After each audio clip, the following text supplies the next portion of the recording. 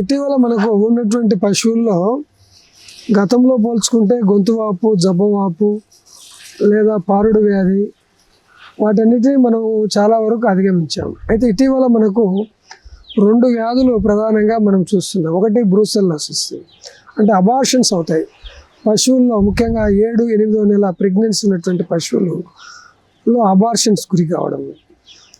దాన్ని నిర్మూలించడానికి మనము దూడల దగ్గర నుంచి, అంటే ఫిమేల్ కౌస్ అంటే పేయ దూడలకే మనము ఇంజెక్షన్ ఇవ్వాలి.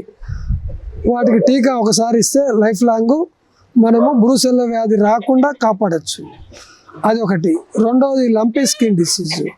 ఈ లంపీ స్కిన్ డిసీజ్ కూడా ఇంతవరకు మనము, ఇది వైరల్ వ్యాధి, దీనికి మనము ఇంతవరకు గోట్ పాక్స్ వ్యాక్సిన్ ఇస్తున్నాము. ఇటీవల ఈ LSD లంపీ స్కిన్ డిసీజ్ కూడా టీకాలు అనేవి వచ్చాయి. అయితే లంపీ స్కిన్ డిసీజు అంత ప్రాణాంతకమైన వ్యాధి కాదు, కానప్పటికీ మరి పశువులకు ఉత్పత్తి సామర్థ్యం తగ్గిపోయే ఆస్కారం ఉంది.